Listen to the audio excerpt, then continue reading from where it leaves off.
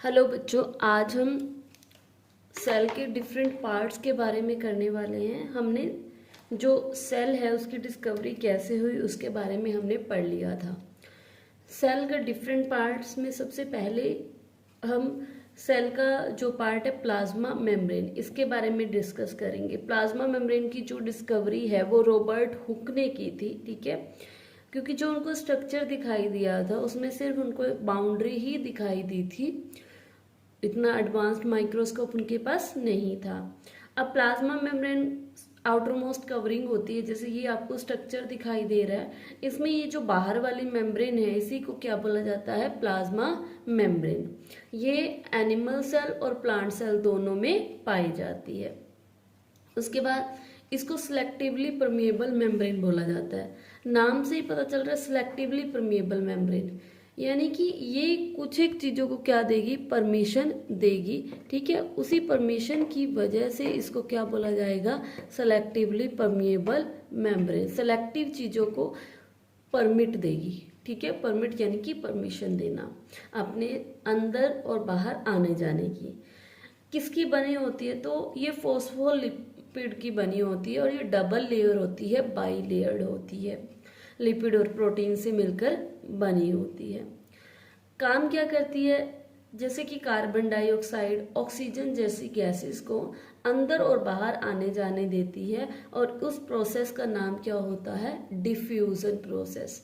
Diffusion process में क्या होता है, कोई भी चीज हाई कंसंट्रेशन से लो कंसंट्रेशन की तरफ मूव करती है, तो जितनी भी गैसेस हैं वो हाई कंसंट्रेशन से लो कंसंट्रेशन की तरफ मूव करेंगी। कौन से प्रोसेस के थ्रू, डिफ्यूजन प्रोसेस के थ्रू।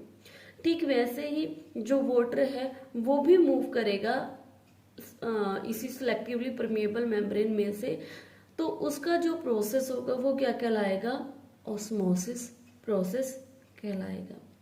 तो ये जो प्रोसेस है एक्सचेंज का, अंदर बाहर आने जाने का, ये पैसिव भी हो सकता है और एक्टिव भी हो सकता है।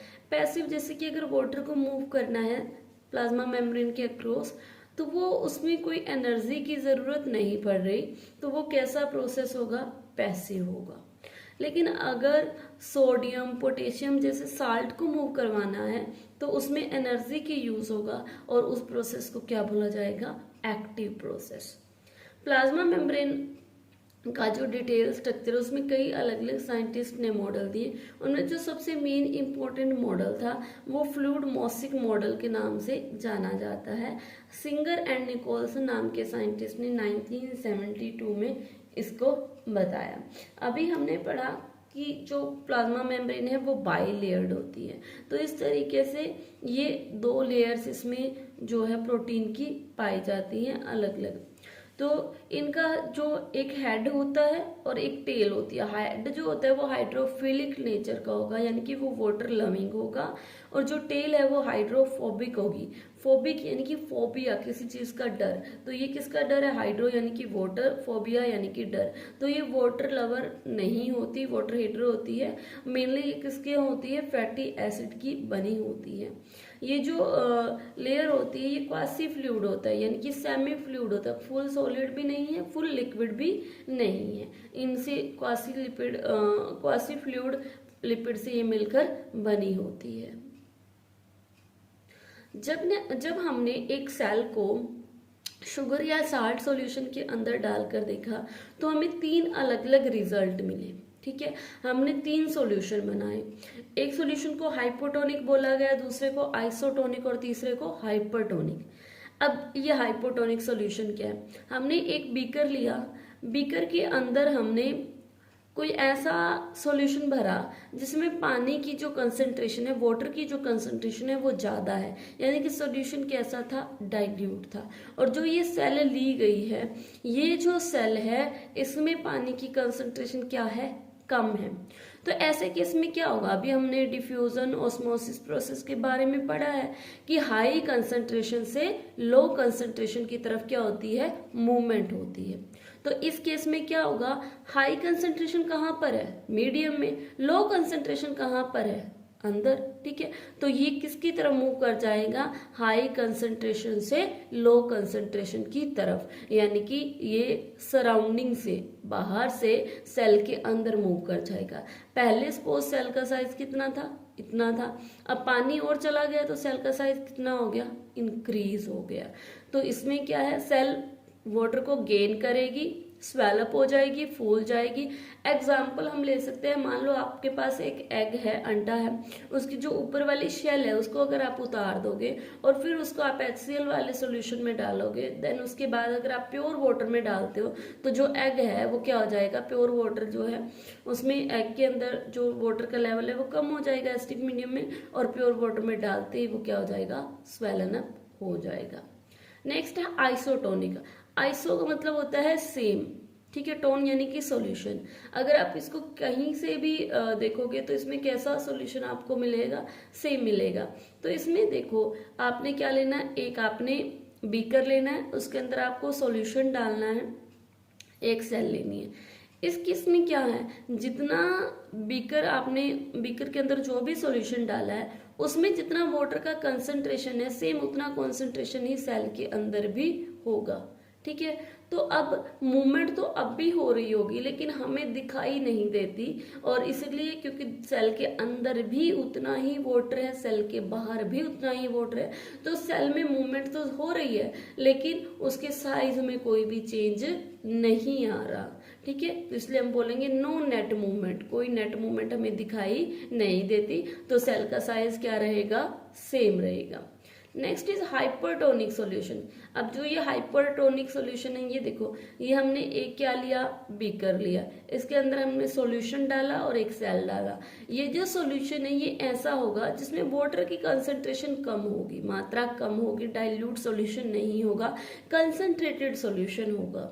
तो अगर आपने कंसंट्रेटेड सॉल्यूशन लिया है तो कंसंट्रेटेड सॉल्यूशन में जो वाटर है वो क्या है, कम है, यानी कि जो सेल है उसमें वाटर क्या होगा, ज्यादा होगा, ठीक है। तो अब इस केस में सेल से पानी किसकी तरफ आना शुरू हो जाएगा, सेल से जो पानी है वो बाहर की तरफ आना शुरू हो जाएगा। और मान लो जो ये सेल पहले इतने साइज की थी अब इसका साइज क्या हो गया, डिक्रीज हो गया, ठीक है।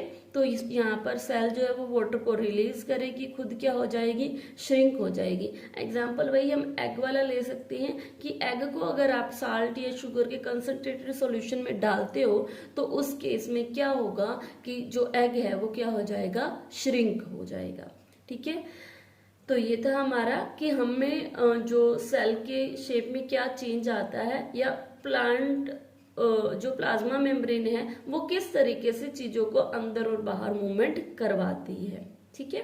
अब आता है एंडोसाइटोसिस। एंडोसाइटोसिस क्या है कि ये जो प्लाज्मा मेम्ब्रेन है ये फ्लेक्सिबल है, ठीक है, इतनी फ्लेक्सिबल है कि ये अपने में वाटर और ये चीजों को तो गैसेस को तो एक्सचेंज करवा सकती है, इवन ये अपने में से फूड पार्टिकल्स को भी एनगल्फ करवा लेती है और वेस्ट मटेरियल को बॉडी से बाहर भी निकाल सकती है, ठीक है। तो जो प्लाज्मा मेम्ब्रेन है वो फूड को अपने अंदर एनगल्फ करवा रही है बाहर वाले एनवायरनमेंट से, इस प्रोसेस को बोला जाएगा एंडोसाइटोसिस।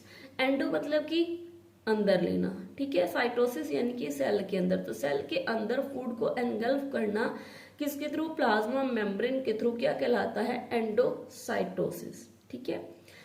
जो एंडोसाइटोसिस है वो दो तरीके का हो सकता है, फैगोसाइटोसिस, पिनोसाइटोसिस। फैगो, अगर कोई ऑर्गेनिज्म सॉलिड फूड को अपनी बॉडी के अंदर लेकर जा रहा है तो उसको हम बोलेंगे फैगोसाइटोसिस। अगर वही ऑर्गेनिज्म लिक्विड फूड को अपनी बॉडी के अंदर लेकर जा रहा है तो उसको हम बोलेंगे पिनोसाइटोसिस। एक्सोसाइटोसिस, एक्सो यानी कि एग्जिट करना, जैसे एंडो यानी कि एंटर करना, एक्सो यानी कि एग्जिट करना। तो जो वेस्ट मटेरियल है या कोई भी चीज है उसको जब बॉडी से बाहर एग्जिट करवाया जाता है, बाहर निकाला जाता है, तो उस प्रोसेस को क्या बोलते हैं, एक्सोसाइटोसिस। तो यहाँ पर बेसिकली हमने किसके बारे में पढ़ा है, प्लाज्मा मेम्ब्रेन के बारे में। किसने डिस्कवरी की, रॉबर्ट हुक ने। क्या होती है, आउटर मोस्ट मेम्ब्रेन होती है। किस नाम से जाना जाता है, सेलेक्टिवली परमिएबल मेम्ब्रेन के नाम से, क्योंकि वो सेलेक्टिव चीजों को परमिशन देती है अंदर और बाहर आने जाने की। वो सिलेक्टिव चीजें कौन सी हो सकती हैं, कार्बन डाइऑक्साइड, ऑक्सीजन, वाटर। कैसा प्रोसेस होता है, एक्टिव भी हो सकता है, पैसिव भी हो सकता है। वाटर की मूवमेंट पैसिव होगी, कोई एनर्जी का यूज नहीं होगा, अपने आप आसानी से फ्लो कर जाएगा। लेकिन जो आयंस हैं उनके लिए एनर्जी की रिक्वायरमेंट होती है। हमारा जो नेक्स्ट टॉपिक है वो है सेल वॉल। अब ये जो सेल वॉल है ये सिर्फ प्लांट सेल में पाई जाएगी, एनिमल में ये नहीं पाई जाती।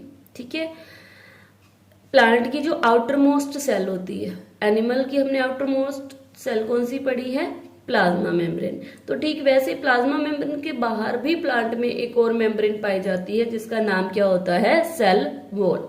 ये अलग अलग चीजों की बनी हो सकती है। जैसे कि अगर हम प्लांट की बात करते हैं, प्लांट में ये जो है सेलुलोज, हेमी सेलुलोज, पेक्टिन की बनी होती है। ठीक है, प्लांट का ये हार्डेस्ट पार्ट माना जाता है प्लांट सेल का। ठीक है, और ये कैसा होता है, डेड होता है। अब इसमें इसके फंक्शन की बात करें तो इसका काम क्या होता है, क्योंकि जो प्लांट है वो मोबिल नहीं है, वो एक जगह पर ही खड़े रहते हैं, तो उनको मूवमेंट करनी नहीं होती। ठीक है, सिर्फ उनकी जो मूवमेंट है वो उनकी बॉडी के अंदर ही चल रही होती है। तो कई बार एनवायरमेंट कंडीशन से खुद को प्रोटेक्ट करने के लिए, क्योंकि अगर सर्दी बढ़ गई तो वो हमारी तरह रूम में जाकर नहीं बैठ सकते। ठीक है, उनको खुद की बॉडी को खुद को ही प्रोटेक्ट करना होता है, और उसी प्रोटेक्शन के लिए इनमें क्या पाई जाती हैं, सेल वॉल पाई जाती हैं। फंगी में भी सेल वॉल पाई जाती है, जो काइटिन नाम के मटेरियल है उससे मिलकर बनी होती हैं। जो काइटिन है वो किसका पॉलीमर है, एन एसिटाइल ग्लूकोज अमाइन का ये पॉलीमर है। उसके अलावा जो एल्गी है उसमें सेलुलोज, गैलेक्टोन, मैन्योज की इनकी सेल वॉल बनी होती है। उसके अलावा कैल्शियम कार्बोनेट की भी बनी होती है। जो बैक्टीरिया होते हैं उनमें पेप्टिडोग्लाइकन की बनी होती है। और इसी तरीके से डाई एटम जो है उनकी जो सेल वॉल है वो सिलिका से मिलकर बनी होती है। ठीक है, तो प्लांट में मेनली क्या है, सेलुलोज। ठीक है, उसके अलावा हेमी सेलुलोज और पेक्टिन। फंगी में क्या है, काइटिन। एल्गी में किसकी बनी होती है, सेलुलोज की। ये सेल वॉल का स्ट्रक्चर है। मान लो ये एक सेल है, ये दूसरी सेल है। ठीक है, इस सेल की जो सबसे बाहर वाली लेयर है इसको बोला जाता है प्राइमरी। ठीक है, ये कहाँ कहाँ पाई जाती है प्राइमरी सेल वॉल, आपके जो मेरिस्टेमेटिक टिश्यू है। मेरिस्टेमेटिक टिश्यू क्या होते हैं, जिनमें डिवीजन की पावर होती है, डिवाइड होकर और नई सेल्स बना सकते हैं। परमानेंट टिश्यू का जो पेरिनकाइमा है, जो स्टोरेज का काम करता है, ठीक है, वहां पर कौन सी सेल पाई जाएगी, प्राइमरी। सेकेंडरी, जो इसके अंदर वाली ये आपको ग्रीन कलर की दिखाई दे रही है, ये है आपकी सेकेंडरी सेल वॉल। ये कहाँ कहाँ पाई जाती है, आपने जाइलम और फ्लोएम के बारे में सुना होगा, 9th क्लास में पढ़ा होगा। ठीक है, तो ये जो जाइलम होते हैं ये क्या काम करते हैं, ये वाटर और मिनरल्स को आगे ट्रांसपोर्ट करने का काम करते हैं। ठीक है, वैसे ही जो फ्लोएम में जो फूड प्रिपेयर हो गया है उसको आगे डिफरेंट पार्ट्स तक पहुंचाने का काम करते हैं। तो जो फाइबर, वेसल्स, ट्रैकिया जो कि जाइलम का एक पार्ट है, वाटर मूवमेंट में हेल्प करता है। कोलिनकाइमा, स्कैलरिनकाइमा, ये जो सिंपल परमानेंट टिश्यू के एक टाइप है। ठीक है, नेक्स्ट चैप्टर में आप इनके बारे में पढ़ोगे। तो ये सारे चीजें किससे मिलकर बनी है, आपकी सेकेंडरी सेल वॉल होती है इनमें। टर्सरी कहाँ पाई जाती है, जो ट्रैकियार्ड्स है, जाइलम टिश्यू, ठीक है, उनमें ये पाई जाती है। अब ये जो दो सेल्स है इनके बीच में ये जो एरिया है जिसके थ्रू ये कनेक्ट होते हैं उसको बोला जाता है मिडल लैमिला। और ये जो मिडल लैमिला ये किसका बना होता है, ये बना होता है आपका कैल्शियम पैक्टेट का। दो सेल हैं, दोनों सेल के बीच के जो लेयर होती है जहां से वो कनेक्टेड हो रही है उसको बोला जाता है मिडल, यानी कि बीच में है लैमिला। ठीक है, और किसकी बनी है, ये कैल्शियम पैक्टेट की। अब क्या होता है कि जब एक लिविंग प्लांट सेल अपने में से वाटर को ऑस्मोसिस प्रोसेस के थ्रू लॉस करती है तो उसके कारण क्या होगा, सेल श्रिंक हो जाएगी, कॉन्ट्रैक्ट हो जाएगी, सिकुड़ जाएगी उसके सेल के अंदर का content away from the cell wall. और इस प्रोसेस को क्या बोला जाता है, प्लाज्मोलिसिस। ठीक है, यानी कि उसके अंदर जो प्लाज्मा है, जो फ्लूइड है, उसमें से वाटर की क्या हो रही है, श्रिंकिंग हो रही है, वाटर वहां से निकल रहा है, और इसी प्रोसेस को क्या बोलेंगे, प्लाज्मोलिसिस। तो हमने प्लाज्मा मेम्ब्रेन के बारे में पढ़ लिया, सेल वॉल के बारे में कर लिया।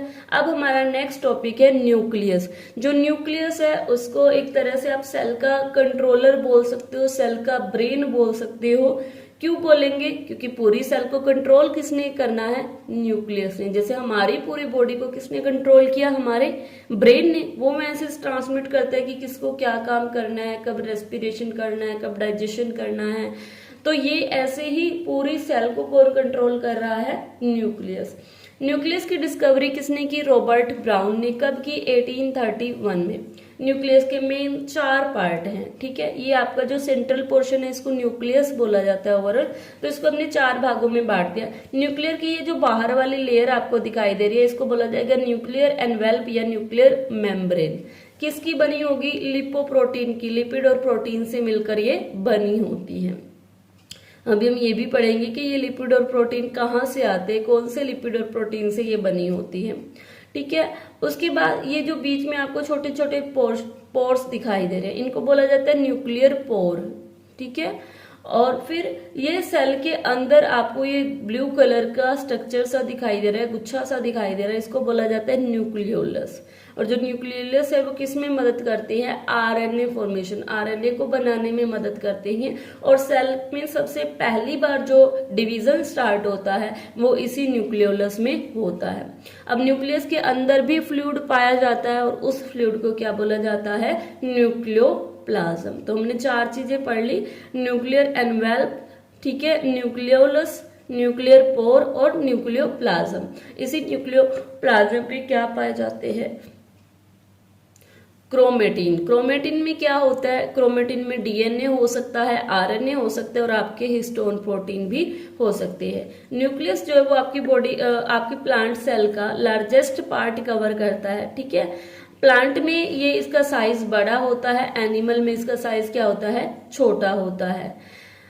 जो न्यूक्लियर मेम्ब्रेन है ये देखो आपको डबल मेम्ब्रेन दिखाई दे रही है, एक ये ऊपर और एक ये नीचे। तो कैसी होती है? ये डबल मेम्ब्रेन होती है। इसके अंदर क्या पाए जाते हैं? ये जो आपको दिखाई दे रहे हैं क्रोमेटिन, ठीक है। यही जो क्रोमेटिन जब कंडेंस्ड हो जाएंगे तो क्या बना लेंगे? क्रोमोसोम बना लेंगे। ये क्रोमोसोम की शेप कैसी होती है? रोड शेप्ड होती है। जैसे आपने बचपन से ही सुना होगा कि ह्यूमन बीइंग में 23 पेयर क्रोमोसोम्स पाए जाते हैं, या आप बोल सकते हो 46 क्रोमोसोम पाए जाते हैं। और ये जो क्रोमोसोम्स हैं ये 2 तरीके के हो सकते हैं। एक हो सकते हैं सेक्स क्रोमोसोम, ठीक है, और दूसरे हो सकते हैं ऑटोसोम। अब ये जो सेक्स क्रोमोसोम्स है ये जो मेल है उसमें अलग पाए जाएंगे और जो फीमेल है उसमें क्या पाए जाएंगे? अलग पाए जाएंगे। मेल में ये पाए जाएंगे XY, फीमेल में ये पाए जाएंगे XX। और ये जो ऑटोसोम है ये वो है जो दोनों में पाए जाएंगे, मेल में भी और फीमेल में भी। जो आपके 22 पेयर्स है ये दोनों में पाए जाते हैं, ठीक है। 23 में से 22 पेयर दोनों में पाए जाते हैं तो इसलिए उनको बोला जाता है ऑटोसोम। और जो दोनों में अलग अलग होते हैं, ठीक है, उनको बोला जाता है सेक्स क्रोमोसोम। तो क्रोमोसोम क्या होते हैं? रोड शेप्ड स्ट्रक्चर हैं। जब थ्रेड लाइक स्ट्रक्चर जो ये क्रोमेटिन है धागे की तरह, इसको हम एक ऐसा एग्जांपल समझ सकते हैं जैसे आपके फोन के ईयरफोन होते हैं ना, उसको अगर आपने बिल्कुल सही बिना उलझे हुए पड़े, बिल्कुल स्ट्रेट पड़े, तो वो आपके क्रोमेटिन है। और उसी को अगर आपने एक गुच्छा बना दिया ना, ठीक है, उलझा दिया, तो वो क्या बन जाएगी? क्रोमोसोम बन जाएंगे, ठीक है। तो ये जो condensed form of DNA, chromatin में क्या पड़ा हुआ है? जो डीएनए है वो कैसे फॉर्म में होता है? कंडेंस्ड फॉर्म में होता है। डीएनए होता क्या है? डीएनए एक तरह का डीऑक्सीराइबो न्यूक्लिक एसिड। डीएनए की फुल फॉर्म क्या है? Deoxyribose nucleic acid. तो ये एक तरह का न्यूक्लिक एसिड है जो किसमें के अंदर पाया जाता है? आपके न्यूक्लियस के अंदर पाया जाता है। और इसी फॉर्म में जो इनहेरिटेंस है, ठीक है, जो इन्फॉर्मेशन है वो पीढ़ी दर पीढ़ी क्या की जाएगी? ट्रांसफर की जाएगी डीएनए की फॉर्म में। और उस इन्फॉर्मेशन को ट्रांसफर करने के लिए एक यूनिट चाहिए होती है, उसको क्या बोला जाएगा? जीन। तो जीन के थ्रू ये जो इन्फॉर्मेशन है ये नेक्स्ट जनरेशन में क्या की जाएगी? ट्रांसफर की जाएगी। तो जो न्यूक्लियस है वो सेलुलर रिप्रोडक्शन, सेल को डिवाइड करने में बहुत इंपॉर्टेंट रोल प्ले करता है, ठीक है। तो यहाँ पर हमने मेन इसके 4 पार्ट कर लिए, nuclear membrane, nucleolus, nuclear pore और न्यूक्लियोप्लाज्मा। और इन्हीं न्यूक्लियोप्लाज्मा के अंदर क्रोमेटिन पाए जाते हैं। Chromatin DNA, histone protein, RNA के भी बने हो सकते हैं। अब आता है न्यूक्लियोइड, न्यूक्लियोइड क्या है कि जो छोटे ऑर्गेनिज्म है, यूनिसेलर ऑर्गेनिज्म है। यूनिसेलर क्या होगी, जिनकी पूरी बॉडी एक ही सेल से मिलकर बनी होती है। तो ऐसे ऑर्गेनिज्म में क्या होता है कि जो उनका न्यूक्लियस है वो इतना वेल डेवलप्ड नहीं होता। जैसे यहाँ पर ये स्ट्रक्चर हमने बनाया, इस तरीके का स्ट्रक्चर नहीं होता, बल्कि मान लो ये उनकी कोई सेल है तो न्यूक्लियस ऐसे ही बस पड़ा होता है, इसके चारों तरफ कोई वेल डिफाइंड मेम्ब्रेन नहीं होती, क्योंकि इसके चारों तरफ कोई डिफाइंड न्यूक्लियर का रिजोन नहीं है, कोई न्यूक्लियर मेम्ब्रेन नहीं है। तो ऐसे अनडिफाइंड न्यूक्लिक एसिड को हम क्या बोलेंगे, न्यूक्लियोइड बोलेंगे। ठीक है, जिसमें क्या है, जो आपका जेनेटिक मटेरियल तो है लेकिन ये एक वेल डिफाइंड स्ट्रक्चर के अंदर बाउंड नहीं है। ठीक है, तो उसको हमने क्या बोलना है, न्यूक्लियोइड। और ये किस में पाया जाता है, यूनिसेलुलर ऑर्गेनिज्म में, या फिर आप बोल सकते हो प्रोकैरियोटिक ऑर्गेनिज्म में। अब इन्हीं प्रोकैरियोटिक के बारे में हम डिटेल में पढ़ेंगे। प्रोकैरियोटिक, इसको अगर हम वर्ड को तोड़े, प्रो यानी कि प्रिमिटिव, प्रिमिटिव यानी कि पहले वाले, कैरियोटिक यानी कि न्यूक्लियस। ठीक है, कैरियोन का मतलब होता है न्यूक्लियस। तो जो प्रोकैरियोटिक होते हैं वो प्रिमिटिव ऑर्गेनिज्म है, पुराने ऑर्गेनिज्म है, और उनका जो न्यूक्लियस पुराना है वो इतना एडवांस्ड नहीं है। ठीक है, यूकैरियोटिक में क्या होगा, न्यूक्लियस एडवांस्ड होगा। क्यों होगा, क्योंकि जो यूकैरियोटिक है उसमें वेल डिफाइंड न्यूक्लियर मेम्ब्रेन होंगी। ठीक है, न्यूक्लियस के चारों तरफ क्या पाई जाएगी, मेम्ब्रेन। लेकिन प्रोकैरियोटिक में न्यूक्लियस के चारों तरफ कोई मेम्ब्रेन नहीं पाई जाएगी। और क्या नहीं होगा, प्रोकैरियोटिक में साइटोप्लाज्म तो होगा, लेकिन साइटोप्लाज्म के अंदर जो ऑर्गेनेल्स हैं, जो मेन सेल को काम करवाएंगी, प्रोटीन सिंथेसिस का, लिपिड सिंथेसिस का, पैकिंग का, वो ऑर्गेनेल्स इसमें नहीं पाई जाती। जबकि यूकैरियोटिक में सारी की सारी जो ऑर्गेनेल्स हैं वो पाई जाएंगी, जैसे कि एंडोप्लाज्मिक रेटिकुलम, माइटोकॉन्ड्रिया, लाइबोसोम, राइजोसोम, ये सारी ऑर्गेनेल्स किसमें पाई जाएंगी, आपके यूकैरियोट्स में। जो प्रोकैरियोटिक है, क्योंकि ये इतनी एडवांस्ड नहीं है तो, और ना ही इसके पास ऑर्गेनेल्स है, तो इसका साइज क्या होगा, स्मॉल होगा, 1 से 10 माइक्रोमीटर के आसपास होता है। जबकि जो यूकैरियोटिक है इसका साइज 5 to 100 माइक्रोमीटर के आसपास हो सकता है, तो साइज बड़ा होता है। अब इसमें भी क्रोमोसोम तो पाया जाता है, प्रोकैरियोटिक में सिर्फ एक ही क्रोमोसोम होता है, लेकिन जो यूकैरियोटिक है उसमें एक से ज्यादा क्रोमोसोम हो सकते हैं। जैसे अभी हमने एग्जांपल किया था कि जो ह्यूमन बीइंग है उसमें 46 क्रोमोसोम पाए जाते हैं, 23 पेयर्स क्रोमोसोम पाए जाते हैं। और प्रोकैरियोटिक में ऐसा क्या पाया जाता है, प्रोकैरियोटिक में सिर्फ राइबोसोम पाया जाता है, न्यूक्लियोइड है यानी कि न्यूक्लियस जो है वो विदाउट, न्यूक्लिक एसिड जो है विदाउट मेम्ब्रेन प्रेजेंट है, सेल वॉल पाई जाती है। तो ये चीजें जो है प्रोकैरियोटिक में पाई जाती हैं। और हमने सेल वॉल के बारे में अभी किया था, जो आपके प्लांट्स होते हैं उसमें ये किसकी बनी होती है, सेलुलोज की बनी होती है। जो आपकी फंगी होती है उसमें किसकी बनी होती है, काइटिन की बनी होती है। तो ठीक है, अलग अलग के बारे में हमने पढ़ लिया। अब हमारा नेक्स्ट टॉपिक है साइटोप्लाज्म। देखो ये सेल का स्ट्रक्चर है, ये बाहर वाले प्लाज्मा मेम्ब्रेन, ये सेंटर में हमने किसके बारे में पढ़ लिया, न्यूक्लियस के बारे में।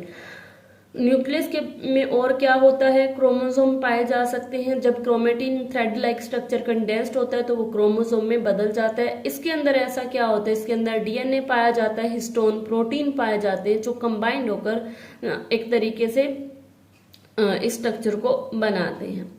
अब आता है साइटोप्लाज्म। ये प्लाज्मा मेम्ब्रेन के अंदर और न्यूक्लियस के बाहर का जो ये रीजन है, यहाँ पर कुछ फ्लूइड पाया जाता है, उसी फ्लूइड को आप क्या बोलते हो, साइटोप्लाज्म। ठीक है, साइटो यानी कि सेल, क्योंकि हम सेल की स्टडी को क्या बोलते हैं, साइटोलॉजी। ठीक है, तो सेल की स्टडी क्या कहलाती है, सेल स्टडी कहलाती है आपकी साइटोलॉजी। ठीक है, साइटो मतलब कि सेल, लॉजी मतलब कि स्टडी। ठीक है, तो यहाँ पर साइटोप्लाज्म, साइटो यानी कि सेल, प्लाज्म यानी कि फ्लूइड, तो सेल के अंदर जो फ्लूइड पाया जाता है उसी को आप क्या बोलोगे, साइटोप्लाज्म। सबसे पहले डिस्कवरी किसने की थी, रॉबर्ट हुक ने। ठीक है, बट नेम जो इसका नाम दिया था वो बहुत बाद में रुडोल्फ वी कॉलिकर ने दिया था 1874 में।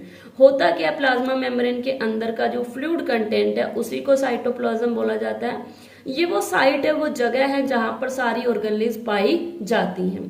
कौन कौन सी ऑर्गेनेल्स हैं, endoplasmic reticulum, Golgi body, lysosome, vacuole, mitochondria, ribosome, plastid, centriole. इन ऑर्गेनेल में से ये जो ऊपर वाली ये सब में पाई जाएंगी, प्लांट में भी एनिमल में, लेकिन ये जो प्लास्टिड है ये सिर्फ किस में पाई जाएगी, प्लांट में। ये जो सेंट्रियोल है ये सिर्फ किस में पाई जाएगी, एनिमल्स में। ठीक है, तो ये जो ना दो तरीके का स्ट्रक्चर ऑर्गेनेल्स हो सकती हैं, एक हो सकता है एंडोमेम्ब्रेन सिस्टम और एक होता है non endomembrane system. Endomembrane system कौन सा है, एंडो यानी कि अंदर, ठीक है, तो ये मेम्ब्रेन के अंदर जो मेन स्ट्रक्चर बना रही है वो कौन सी हो सकती है, endoplasmic reticulum, Golgi body, lysosome और वैक्यूल। और नॉन एंडोमेम्ब्रेन सिस्टम में क्या क्या आ जाती है आपकी, माइटोकॉन्ड्रिया, क्लोरोप्लास्ट और परऑक्सीसोम। जो परऑक्सीसोम है ये प्लांट में इनको परऑक्सीसोम बोला जाता है, ह्यूमन में इनको क्या बोला जाता है, राइबोसोम। तो ये हमने बेसिक पढ़ लिया कि सेल ऑर्गेनेल कौन कौन सी होती है। अब हम डिटेल स्ट्रक्चर करते हैं सेल ऑर्गेनेल्स का। सबसे पहली सेल ऑर्गेनेल है एंडोप्लाज्मिक रेटिकुलम। ठीक है, डिस्कवरी किसने की, आर पोर्टर एंड थॉमसन ने, कब की, 1945 में। एंडो का मतलब है इनसाइड, ठीक है, प्लाज्मिक के मतलब प्रोटोप्लाज्मा, फ्लूइड, रेटिकुलम यानी कि मेम्ब्रेन, कि मेम्ब्रेन के अंदर जो प्रोटोप्लाज्म है, ठीक है, उसी के बारे में हम इसमें डिस्कस करेंगे, एंडोप्लाज्मिक रेटिकुलम। ये जो है large network of membrane bound tubes और शीट, ये ट्यूब्स और शीट की फॉर्म में हो सकता है, देखो ये ट्यूब्स और शीट की फॉर्म में हो सकता है, बहुत बड़ा नेटवर्क होता है। इसकी शेप ट्यूबल फॉर्म में भी हो सकती है, राउंड भी हो सकती है, ऑब्लंग बैग की तरह भी हो सकती है। टाइप्स की बात करें, दो तरह का होता है, RER, SER। आर यानी कि रफ, ठीक है, ई यानी कि एंडोप्लाज्मिक और रेटिकुलम, इसका स्मूथ एंडोप्लाज्मिक रेटिकुलम। तो जो रफ एंडोप्लाज्मिक रेटिकुलम होगा, यहाँ पर ये डायरेक्टली न्यूक्लियस, ये देखो ये न्यूक्लियस है, ठीक है, इस न्यूक्लियस से ये डायरेक्टली अटैच है। तो एंडोप्लाज्मिक रेटिकुलम की पोजीशन क्या हो सकती है रफ वाले की, न्यूक्लियस के जस्ट बिल्कुल डायरेक्टली अटैच्ड होता है। इसके ऊपर ये जो आपको डॉट लाइक स्ट्रक्चर दिखाई दे रहे हैं ये है राइबोसोम, ठीक है। अब क्योंकि इसके पास राइबोसोम है तो इसको माइक्रोस्कोप के अंदर देखा गया तो स्ट्रक्चर रफ दिखाई दिया, तो इसलिए इसका नाम क्या हो गया, rough endoplasmic reticulum. More stable है, और क्योंकि इसके पास राइबोसोम है तो ये क्या बना सकता है, प्रोटीन सिंथेसिस करता है, प्रोटीन बनाने का काम करता है। दूसरा हम देखें SER, स्मूथ एंडोप्लाज्मिक, ये जो है इस तरीके का स्ट्रक्चर, ये जो है जिसके ऊपर कोई भी स्ट्रक्चर इस तरीके से नहीं पाया जाता, ठीक है, कोई भी जो आपके पास राइबोसोम है इसके साथ अटैच नहीं होते इसकी आउटर वॉल पर, तो इसलिए इसका नाम क्या हो गया, स्मूथ एंडोप्लाज्मिक रेटिकुलम। राइबोसोम इसमें नहीं पाए जाते, और क्या होता है, ये क्या काम करता है, ये करता है लिपिड और फैट्स को बनाने का काम करता है, ठीक है। Sum of protein and fat help in building the cell membrane. अभी हमने पीछे पढ़ा था कि जो प्लाज्मा मेम्ब्रेन है, सेल मेम्ब्रेन है, वो किसकी बनी होती है, फोस्फोलिपिड की, ठीक है, लिपिड एंड प्रोटीन की बनी होती है, ठीक है। तो वो जो लिपिड और प्रोटीन वो कौन बनाता है, वो एंडोप्लाज्मिक रेटिकुलम ने जो लिपिड और प्रोटीन बनाए हैं उन्हीं से क्या बनाई जाती है, प्लाज्मा मेम्ब्रेन बनाई जाती है। तो वो प्रोसेस जिसके थ्रू ये मेम्ब्रेन को बनाया जाता है लिपिड और प्रोटीन से, उसको क्या बोला जाता है, बायोजेनेसिस, ठीक है। अब जो रफ एंडोप्लाज्मिक रेटिकुलम है इसके ऊपर क्या पाया जाता है, राइबोसोम पाए जाते हैं। राइबोसोम की डिस्कवरी किसने की, जॉर्ज पैलेडे ने की, कब की, 1953 में। अब जो राइबोसोम होते हैं ना वो दो तरह के हो सकते हैं, दो तरह के कौन से हो सकते हैं, एक 80S हो सकता है, एक 70S हो सकता है, ठीक है। अगर आप 80S को डिसोसिएट करोगे, हम लोगों में कौन सा राइबोसोम पाया जाता है, 80S पाया जाता है। प्रोकैरियोटिक होते हैं उनमें कौन सा पाया जाता है, 70S। इसमें जो ये S है ना, ये क्या है, ये किसी साइंटिस्ट का नाम नहीं है, ये स्वेडबर्ग यूनिट है और सेडिमेंटेशन कोफिशिएंट होता है, ठीक है। तो अगर आप इस 70S को डिसोसिएट करोगे तो ये दो सब यूनिट बनाता है, 50S एंड 30S। अब ये मत कह देना कि 50 और 30 तो 80S बनाएगा, इनमें एडिशन नहीं होता, ठीक है। इसको सिंपल याद रख लो कि 70S दो ही सब यूनिट बनाएगा, 50S एंड 30S। सेम ऐसा ही 80S भी दो यूनिट बनाएगा, 60S एंड 40S, ठीक है।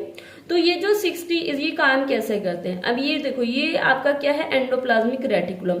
ये अंदर जो फ्लूइड पाया जा रहा है उसको बोला जाता है एंडोप्लाज्मिक रेटिकुलम के अंदर ल्यूमन। ठीक है, अब क्या हुआ कि ये दो यूनिट है, एक बड़ी यूनिट है, एक छोटी यूनिट है। बड़ी यूनिट को बोला जाएगा 60S, छोटी यूनिट को बोला जाएगा 40S। कंबाइंड होकर क्या बना लिया, 80S। तो 60S ने क्या किया, एक पॉलीपेप्टाइड चेन रिलीज कर दी। किसके अंदर रिलीज कर दी, ल्यूमन के अंदर। किसका ल्यूमन है, ये एंडोप्लाज्मिक रेटिकुलम का। तो ये क्या करेगी, यहाँ पर ये फोल्ड होनी शुरू हो जाएगी ये पॉलीपेप्टाइड चेन, और किस में चेंज हो जाएगी, एक प्रोटीन में चेंज हो जाएगी। तो इस तरीके से जो प्रोटीन की सिंथेसिस यहाँ पर होगी। 60S यूनिट किसके साथ अटैच है, ये न्यूक्लियर एंडोप्लाज्मिक रेटिकुलम के साथ अटैच है, और यहीं पर क्या होंगे, प्रोटीन फॉर्मेशन होगी और एंजाइम फॉर्मेशन, एंजाइम को बनाने में भी ये मदद करेगी। और भी बहुत सी जो एक्टिविटी है जो साइटोप्लाज्म के अंदर होती है वो, या बायोकेमिकल रिएक्शन होती है वो भी यहाँ पर ल्यूमन के अंदर होती है, एंडोप्लाज्मिक रेटिकुलम उसको करवाता है। तो ये था RER का क्या काम है, राइबोसोम जो जिसके पास होते हैं वो प्रोटीन को सिंथेसिस कर रहा है। अब दूसरा है SER का क्या काम है, लिपिड सिंथेसिस, लिपिड बनाने का काम करेगा। स्टेरॉयड हार्मोन, यानी कि वो हार्मोन जो मेल और फीमेल में अलग अलग पाए जाते हैं, जैसे कि टेस्टोस्टेरोन हार्मोन कौन सेक्रेट करेगा, आपका टेस्टिस सेक्रेट करेंगे। किसमें पाए जाएंगे, सिर्फ और सिर्फ मेल में पाए जाएंगे। तो मेल के जो टेस्टिस है, जो टेस्टोस्टेरोन हार्मोन सेक्रेट कर रहे हैं, उनको कौन बना रहा है, स्मूथ एंडोप्लाज्मिक रेटिकुलम। सेम ऐसे ही ओवेरी और एस्ट्रोजन, ये जो हार्मोन है ये फीमेल में प्रोड्यूस्ड होंगे, और कौन प्रोड्यूस्ड करेगा, फीमेल में एक ऑर्गन होता है ओवेरी। ठीक है, तो ये ओवेरी प्रोड्यूस्ड करेगी। ओके, तो कौन बनाएगा, कौन, स्मूथ एंडोप्लाज्मिक रेटिकुलम। जो लीवर की सेल्स होती है उसके अंदर जो स्मूथ एंडोप्लाज्मिक रेटिकुलम पाया जाता है, वो लीवर के अंदर जो जो मटेरियल आ जाते हैं, टॉक्सिक पॉइजनस ड्रग्स वगैरह आ जाते हैं, उनको डिटॉक्सिफाई करने का काम करता है, उनमें से पॉइजन खत्म करने का काम करता है। ग्लाइकोजन सिंथेसिस, ग्लाइकोजन हमने पढ़ा है कि जो प्लांट है वो फूड को स्टार्च की फॉर्म में स्टोर करते हैं, एनिमल जो है एक्स्ट्रा फूड को ग्लाइकोजन की फॉर्म में स्टोर करते हैं। तो अगर एक्स्ट्रा फूड आ गया उसको ग्लाइकोजन में कन्वर्ट करने का काम भी किसका होता है, स्मूथ एंडोप्लाज्मिक रेटिकुलम का। देन आता है आपकी जो मसल्स होती हैं, मसल्स के अंदर भी एंडोप्लाज्मिक रेटिकुलम होता है, और उस रेटिकुलम को बोला जाता है सार्कोप्लाज्म रेटिकुलम। सार्को का मतलब होता है मसल्स, तो यानी कि मसल में पाया जाने वाला जो प्लाज्मा है वो क्या कहलाएगा, सार्कोप्लाज्म रेटिकुलम। और ये क्या करता है, ये कैल्शियम आयन को स्टोर करने का काम करता है। तो यानी कि स्मूथ एंडोप्लाज्मिक लिपिड्स बनाने का भी काम कर रहा है, स्टीरॉयड हार्मोन भी बना रहा है, डिटॉक्सिफाई करने का भी काम कर रहा है, ग्लाइकोजन भी बनाया जा रहा है, और उसके अलावा कैल्शियम आयन को भी स्टोर किया जाता है। नेक्स्ट ऑर्गन है गोल्जी एपरेटस। जो ये गोल्जी एपरेटस है ये किसने डिस्कवर की, इसकी डिस्कवरी की है कैमिलो गोल्जी ने। कब की, 1898 में। किसमें की, जो आउल होते हैं उनकी जो न्यूरॉन सेल है, उनकी जो तंत्रिका कोशिका है, उसमें इसकी डिस्कवरी की गई। शेप की अगर हम बात करें तो ये फ्लैट और डिस्क शेप्ड हो सकते हैं। ठीक है, साइज 0.5 माइक्रोमीटर से लेकर के 1 माइक्रोमीटर के आसपास इनका डायमीटर होता है। मेम्ब्रेन बाउंड वेसिकल्स, यानी कि इनके चारों तरफ क्या पाई जाती हैं, मेम्ब्रेन पाए जाते हैं। इस तरीके का ये स्ट्रक्चर पाया जाता है। पैरेलल टू ईच अदर, ये मेम्ब्रेन एक दूसरे के क्या है, पैरेलल हैं, और स्टैक्स की फॉर्म में होते हैं। तो ये जो स्ट्रक्चर आपको ये इस तरीके से जो फोल्डिंग्स ही आपको दिखाई दे रही है, इन फोल्डिंग को बोला जाता है सिस्टर्नी। ठीक है, एंडोप्लाज्मिक रेटिकुलम के साथ ही कनेक्ट होता है। क्यों, क्योंकि इसका जो मेन फंक्शन है वो पैकेजिंग का है। किसको पैकेज करना, प्रोटीन वगैरह को। तो जो कौन बना रहा है, एंडोप्लाज्मिक रेटिकुलम। तो उन्होंने जो प्रोटीन लिपिड्स वगैरह बनाए हैं उनको पैक करने का काम होता है, तो इसलिए ये जस्ट उसके साथ ही कनेक्टेड होते हैं। पैक्स का यानी कि किसी भी चीज को ये पैक कर सकते हैं, डिस्पैच आगे ट्रांसफर कर सकते हैं, स्टोर भी कर सकते हैं। Modification of glycoprotein and glycolipid, अब इसका क्या मतलब है, अभी हमने पढ़ा कि एंडोप्लाज्मिक रेटिकुलम ने क्या बनाया, प्रोटीन बनाया, और क्या बनाया, लिपिड बनाया। तो उनमें ग्लूकोज को ऐड कौन करवा रहा है, आपका गोल्जी एपरेटस, और उसको किस में बदल दिया, प्रोटीन में जब ग्लूकोज ऐड की तो ग्लाइकोप्रोटीन। ठीक है, और लिपिड में जब ऐड की तो क्या बन गया, ग्लाइको लिपिड। इसको traffic police of the cell बोला जाता है। क्यों बोला जाता है ट्रैफिक पुलिस? क्योंकि इसका काम क्या, सबको डायरेक्शन देना, ठीक है, जो आया उसको पैक किया और उसको अलग अलग डायरेक्शन में डिस्पैच कर देना, तो इसलिए इसको ट्रैफिक पुलिस के नाम से जाना जाता है। जो स्पर्म है, स्पर्म किस में पाए जाते हैं? मेल में, ठीक है। कौन सेक्रेट कर रहा है? टेस्टिस ग्लैंड से सेक्रेशन होगी। तो इसमें इसका ये जो इस तरीके का स्ट्रक्चर होता है, हेड एंड टेल। जो हेड है उसको जो एक्रोसोम बोला जाता है, तो वो भी कौन बना रहा है? Golgi apparatus. उसके अलावा लाइजोसोम, अभी हम नेक्स्ट ऑर्गेनली पढ़ेंगे, वो जो लाइजोसोम है उसकी जो फॉर्मेशन है वो भी कौन करेगा? आपका Golgi apparatus. Complex sugar made from simple sugar, जो सिंपल शुगर आई है उसको यानी कि ग्लूकोज वगैरह उसको ग्लाइकोजन वगैरह में कॉम्प्लेक्स शुगर में बदला जा रहा है, किसके द्वारा? गोल्जी एपरेटस के द्वारा। Material pack in form of vesicle from endoplasmic fuse to cis form of and move towards maturing phase. तो ये दो अलग अलग इसके फेज होते हैं, सिस फॉर्म और ट्रांसफेज। तो ये जब मटेरियल को पैक करेगा वो किसकी फॉर्म में पैक करेगा? वेसिकल्स की फॉर्म में पैक करेगा, और फिर जब वो सिस फेज के साथ फ्यूज हो जाएगा तो आगे मैच्योरिंग फेज के साथ उसको भेज दिया जाएगा, ठीक है। अब हमारी नेक्स्ट ऑर्गेनली है लाइजोसोम। लाइजोसोम को क्या बोला जाता है? सबसे पहले इसकी डिस्कवरी क्रिस्टिनेडे डी ड्यूवे ने की थी 1955 में, ठीक है। लेकिन उन्होंने नाम इसको क्या दिया था? पर ऑक्सीसोम। पर ऑक्सीसोम जो होते हैं इनको पहला नाम दिया गया। फिर जो है प्लांट में अगर ये पाए जाते हैं इसको स्फेरियोसोम के नाम से जाना जाता है। अब इसका स्ट्रक्चर की हम बात करें तो इसमें भी मेम्ब्रेन पाई जाती है, और उस मेम्ब्रेन के अंदर कुछ डाइजेस्टिव एंजाइम होते हैं, हाइड्रोलेज एंजाइम होते हैं। ऐसे एंजाइम कौन कौन से हो सकते हैं? जैसे लाइपेज हो सकता है, कार्बोहाइड्रेटेज हो सकता है, प्रोटीएज हो सकता है और न्यूक्लियस हो सकता है। ये एंजाइम कौन बनाता है? पीछे अभी हमने रफ एंडोप्लाज्मिक रेटिकुलम का फंक्शन पढ़ा था कि ये एंजाइम फॉर्मेशन में भी हेल्प करते हैं। जो 60S राइबोसोम है वो एंजाइम भी बना रहा है। तो ये जितने भी एंजाइम है ये कहाँ बन रहे हैं? ये रफ एंडोप्लाज्मिक रेटिकुलम में बन रहे हैं। लाइपेज किसको डाइजेस्ट करेगा? लिपिड्स को। कार्बोहाइड्रेटेज कार्बोहाइड्रेट को, प्रोटीएज प्रोटीन को, न्यूक्लियस न्यूक्लिक एसिड को। तो इन सबको ये डाइजेस्ट करने का काम करता है।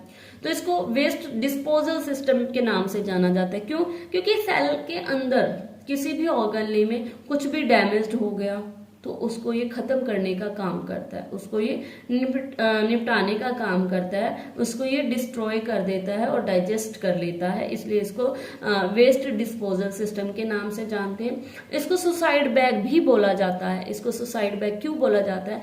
क्योंकि इसके अंदर खुद के इतने स्ट्रॉन्ग एंजाइम होते हैं, अगर इसको लगता है कि ये जो सेल है इसमें इतनी ज्यादा डैमेज हो चुकी है कि ये नुकसान पहुंचा सकते हैं, तो उस केस में ये खुद को ही डाइजेस्ट कर लेते हैं, अपनी सेल को ही खा जाते हैं। तो इसलिए इसको क्या बोला जाता है? सुसाइड बैग, ठीक है। नेक्स्ट हमारे पास क्या पढ़ा हमने? माइटोकॉन्ड्रिया। माइटोकॉन्ड्रिया जो है इसको कई अलग अलग साइंटिस्ट ने डिस्कवर किया था। मेन क्या है? Albert von and von Kolliker ने 1857 में इसकी डिस्कवरी की, इसके ऊपर रिसर्च की। उससे पहले भी कई साइंटिस्ट आए हैं, उन्होंने इसका नाम क्या दिया? बायोब्लास्ट। लेकिन जो माइटोकॉन्ड्रिया नेम है वो कार्ल बेंडा नाम के साइंटिस्ट ने दिया था। ये बहुत इंपॉर्टेंट ऑर्गेनली है। क्यों? क्योंकि इसको हम पावर हाउस बोलते हैं। पावर हाउस का काम क्या होता है? बिजली को भेजना, इलेक्ट्रिसिटी को प्रोवाइड करवाना, एनर्जी प्रोवाइड करवाना। तो ठीक वैसे ही यहाँ पर इसको पावर हाउस इसलिए बोला जाता है क्योंकि यहाँ पर एक रिएक्शन चलती है, एक प्रोसेस चलता है जिसका नाम है रेस्पिरेशन। अब जहां पर रेस्पिरेशन प्रोसेस होगा, रेस्पिरेशन क्या होता है कि जो भी आपने फूड एनगल्फ किया, जो फूड आपने खाया, उस फूड को सिंपल फॉर्म में तोड़ा जाएगा। तोड़ने के बाद उससे क्या निकलेगी? एनर्जी मिलेगी। ऑक्सीजन की प्रेजेंस में इस रिएक्शन को करवाया जाएगा। तो जो एनर्जी है वो एटीपी की फॉर्म में स्टोर हो जाएगी, और उसी एनर्जी का जो यूज है वो सेल अलग अलग कामों के लिए करेगी, ठीक है। तो इसीलिए इसको क्या बोला जाएगा? क्योंकि एनर्जी यहाँ पर स्टोर हो रही है और अलग अलग सेल ऑर्गेनली एनर्जी इसी से लेंगी, तो इसलिए इसको हम क्या बोलेंगे? Power house of the cell. Sausage या सिलेंड्रिकल शेप होती है। इसकी डायमीटर की अगर हम बात करें तो 0.2 से लेकर के 1 माइक्रोमीटर का हो सकता है, और अगर हम इसकी लेंथ की बात करें तो 1 माइक्रोमीटर से लेकर के 4.1 माइक्रोमीटर के आसपास इसका हो सकता है। लेयर की अगर हम बात करें तो ये डबल लेयर हो सकता है। इसका स्ट्रक्चर कुछ ऐसा है, ये आउटर लेयर है और ये अंदर का लेयर है, तो 2 लेयर इसमें पाई जाती हैं। अब इसके अंदर ये जो फोल्डिंग आपको इस तरीके से फोल्डेड से स्ट्रक्चर दिखाई दे रहे हैं, ये जो फोल्डिंग है इसको बोला जाता है क्रिस्टी। क्या बोला जाता है? क्रिस्टी। और ये अंदर वाला जो पोर्शन है, ठीक है, जो पोर्शन है उसको बोला जाएगा मैट्रिक्स। ठीक है, और फिर उसके बाद आता है जो क्रिस्टी है, ये अंदर की फोल्डिंग होती है। ठीक है, और जो मैट्रिक्स है वो अंदर वाला कंपार्टमेंट होता है। रेस्पायरेशन प्रोसेस यहाँ पर होता है, और इसमें एक स्पेशल चीज होती है, इसका खुद का डीएनए होता है। ठीक है, इसके पास खुद का डीएनए होता है, खुद के राइबोसोम होते हैं। क्योंकि इसके पास राइबोसोम है तो ये क्या बना सकता है? प्रोटीन बना सकता है। राइबोसोम कौन से टाइप का होता है? 70S टाइप का राइबोसोम इसके पास होता है। राइबोसोम है तो ये प्रोटीन सिंथेसिस कर सकता है। खुद का डीएनए होता है। डीएनए क्या होता है? 1 होता है और सर्कुलर फॉर्म होता है, यानी कि इनके पास खुद का जेनेटिक मटेरियल होता है। और जो माइटोकॉन्ड्रिया है उसमें जो है फिजन प्रोसेस से क्या होता है? डिवीजन होता है। मेन क्या हमने इस पेज पर पढ़ा है? गोल्जी अपरेटस की डिस्कवरी कैमिलो गोल्जी ने 1898 में की। किसमें की? आउल की न्यूरॉन सेल में। कनेक्ट होते हैं एंडोप्लाज्मिक रेटिकुलम से। मेन काम क्या? पैकेजिंग का, डिस्पैच का, स्टोरेज का, मॉडिफाई करने का प्रोटीन और लिपिड को। किस नाम से जाना जाता है? ट्रैफिक पुलिस के नाम से जाना जाता है। स्पर्म का जो हेड है वो इसी से बनाया जाता है। लाइजोसोम ये गोल्जी बॉडी से बनते हैं। सिंपल शुगर को कॉम्प्लेक्स शुगर में बदला जाता है। देन आता है लाइजोसोम। लाइजोसोम को सुसाइड बैग के नाम से जाना जाता है, वेस्ट डिस्पोजल सिस्टम के नाम से जाना जाता है। ठीक है, और इसमें अलग अलग तरीके के हाइड्रोलाइज एंजाइम पाए जाते हैं मेम्ब्रेन बाउंड स्ट्रक्चर में, जो lipase, carbohydrate, protease, nucleus type के हो सकते हैं। और ये जो एंजाइम है ये कौन बना रहा है? ये बना रहा है आपका रफ एंडोप्लाज्मिक रेटिकुलम। देन है माइटोकॉन्ड्रिया। माइटोकॉन्ड्रिया जो टर्म यूज की गई वो कार्ल बेंडा के द्वारा की गई। इसको पावर हाउस बोला जाता है। डबल लेयर होता है। अंदर वाले स्ट्रक्चर को मैट्रिक्स बोलते हैं, और जो इनमें फोल्डिंग होती है इंटरनल, उसको क्रिस्टी नाम से जाना जाता है। रेस्पायरेशन प्रोसेस हो यहाँ पर होगा तो इसके पास बहुत ज्यादा एनर्जी होगी, एनर्जी स्टोर्ड होगी। खुद का डीएनए होता है, सर्कुलर फॉर्म का होता है, और राइबोसोम इसके पास खुद के होते हैं 70S टाइप के, तो प्रोटीन भी ये सिंथेसिस कर सकते हैं। नेक्स्ट है प्लास्टिड। जो प्लास्टिड की डिस्कवरी है वो किसने की? अर्नेस्ट हैकल ने की थी। ठीक है, ये सिर्फ और सिर्फ प्लांट सेल में पाए जाते हैं। मेनली इसके हम 2 टाइप करेंगे, एक है क्रोमोप्लास्ट, एक है ल्यूकोप्लास्ट। क्रोमो का जो वर्ड होता है, मीनिंग होता है, वो होता है कलर। ठीक है, तो क्रोमोप्लास्ट वो होंगे जो कलर प्रोवाइड करवाएंगे, और ल्यूकोप्लास्ट वो होंगे जो कलरलेस होंगे या फिर व्हाइट कलर के होंगे। तो इनका काम क्या होगा? इनका काम होगा स्टोरेज का। ठीक है, तो जैसे क्रोमोप्लास्ट कलर प्रोवाइड करवा रहे हैं तो ये करवाएंगे स्टोरेज। अब ये जो क्लोरोप्लास्ट है ये तो हमने सबने सुना हुआ है। ठीक है, प्लांट में पाए जाते हैं। इनमें क्लोरोफिल होता है जिसकी वजह से कलर कैसा होगा? ग्रीन होगा। ठीक है, अब ये जो क्लोरोप्लास्ट है पाए कहा जाते हैं मेसोफिल सेल्स जो होती है लीव्स की, वहां पर ये पाए जाते हैं। बाई लेयर्ड होते हैं, ओवल और डिस्क शेप इनकी हो सकती है। किनकी? क्लोरोप्लास्ट की। अब कलर के बेस पर, जैसे ग्रीन कलर है तो क्लोरोफिल है, अलग अलग क्रोमोप्लास्ट हो सकते हैं। जैसे कि टोमेटो का जो रेड कलर होता है वो भी एक पिगमेंट की वजह से होता है। ठीक है, एक क्रोमोप्लास्ट की वजह से होता है। वो क्रोमोप्लास्ट कौन सा है? ल्यूकोपिन। सेम ऐसे ही पपाया का जो येलो कलर है वो जेंथोफिल की वजह से होता है। कैरेट का जो रेड कलर है वो कैरोटीन नाम के केमिकल से होता है। और ये जेंथोमायोसिन नाम का जो होता है पिगमेंट है वो वाटरमेलन में रेड कलर प्रोवाइड करवाता है।